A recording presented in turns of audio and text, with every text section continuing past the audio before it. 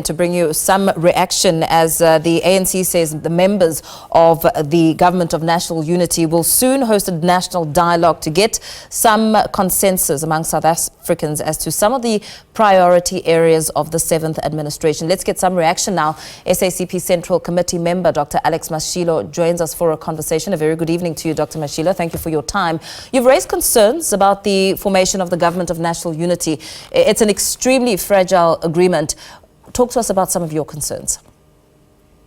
No, in the SACP, we preferred a minority ANC-led government with the features of the Government of National Unity.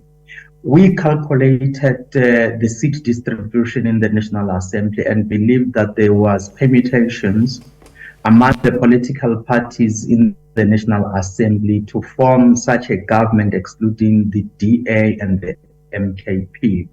However, during the process of engagements, there were difficulties and other parties put forward untenable demands without guarantees, and others were hell-bent on destroying the African National Congress as part of their strategy, improving the precarity of the situation and the balance of power as represented by the distribution of seats in the National Assembly. We expressed those views ourselves when we met with our alliance partners, the ANC and SATU, and recognizing the difficult situation we were in. Because while the ANC emerged still as the largest political party by electoral support, as it has been the case since April 1994, this time around it did not reach the required 50% plus one to form an outright majority government. And how it moved or how it were to move was not only dependent on what it wanted to do or what we as alliance partners wanted to do, but was also determined by the attitudes of others in the process of engagements. This is what led to the situation that we saw on Friday, which we didn't prefer ourselves. What would have been ideal? Because we know that the DA's legislative agenda and that of the ANC are enormously different. What are your views in terms of what would have been ideal? It is not just the DA's legislative agenda. If you look at the Democratic Alliance and ourselves as the organized formation of the working class and the class position of the workers and the poor in the country, you will realize that we have been going in opposite directions. We fought for a national minimum wage, guided by historic documents such as the Freedom Charter and the need to improve the conditions of the workers on the ground. When we carried forward that struggle, over 6 million workers in our economy were being paid below 3,000 rand.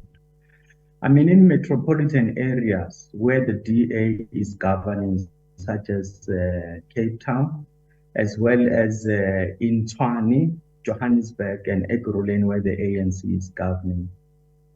3,500 was nothing to pay for accommodation, transportation, food, and look after one's children. That's why we wanted a national minimum wage below which no worker would fall.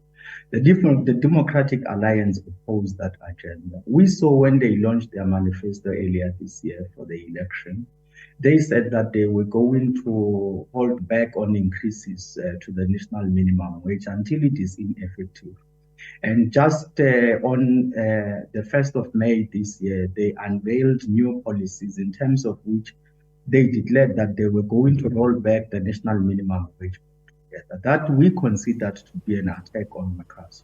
You will know we've been driving the struggle for the national health insurance to achieve quality health care for all. The DA was on the other side. We can go on and on and on. So the situation we find ourselves in right now, as things advance forward, we could find ourselves experiencing more problems because of the contradictions between what the DA stands for and what class-conscious workers, and as well as all other workers who are looking for improvements in the economy. We fought, if I may complete this point, for the protection of collective bargaining, to ensure that collective bargaining cover as more workers as possible. And the DA was saying they will ensure that they stop the extension of collective bargaining. Also in their manifesto, they wrote it as if they are referring to the extension of collective bargaining to cover more. But in terms of their content, they are referring to bringing an end to the extension of collective bargaining. So what will happen? Firstly, with the document you referred to above, while we within the alliance would have met to express our views and we're not necessarily involved in the drafting of the document, no, our inputs were taken into account. What we are worried about more than everything else is the input of the working class, the input of the electorate. So if you do things without the input of the electorate, the majority of the voters, you could find yourself declining further and further because they will express their views outside the processes you are leading. And in this context, we wish to raise a point which needs consideration not only by the parties in parliament, but by everyone else.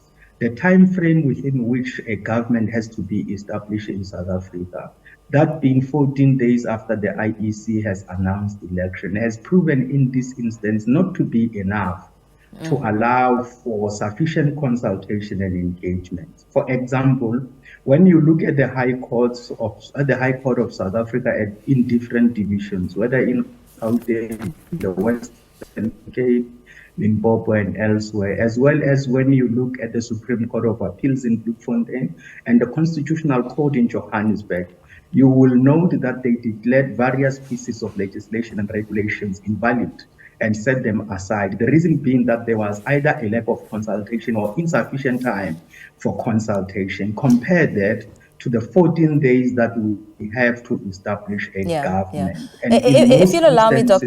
Mashilo, just for the sake of time, I mean, you've spoken quite a great deal about, some of the reasons why you think that perhaps more time would have resulted in a different outcome. What are your thoughts around taking stock of the past 12 months since the DA and ANC, the joint business efforts at restoring and fixing SOE Transnet, because one would be of the view that maybe the ANC got a taste of the collaboration because there has been some good progress on that front? No. There are problems. The basic ideas of the so-called structural reforms arise from a document authored by the Organization for Economic Cooperation and Development. The document dates back to the crisis that erupted in 2008, and these ideas were consolidated in its publication of 2017. Basically, these ideas are liberalization ideas to open up state infrastructure that was under state-owned enterprises before to private sector exploitation and competition for profit-making, and allowing not only the exploitation, but also in a way embarking on a strategic retreat of state involvement in the economy by more and more paving the way for the dominance of the private sector in this case. So what we need going forward is to ensure that we turn around the entire public infrastructure, whether you talk about rail, electricity. We cannot come from an era where the state played a central role in the generation and supply of electricity and advance to an era where the private sector produces electricity for profit and plays a central role in having the state. I think that we are going to serve the people. Yeah. Everyone who establishes a private enterprise or business, if I may say so, they do so for profit. And there is no way you can offer electricity at the cheapest ever rate possible if you are purchasing it. Where you need to be careful about going forward without being emotional. Very well. Thank you so much for weighing in on this discussion. SACP Central Committee member Dr. Alex Mashilo just giving us the perspective of the SACP when it comes to this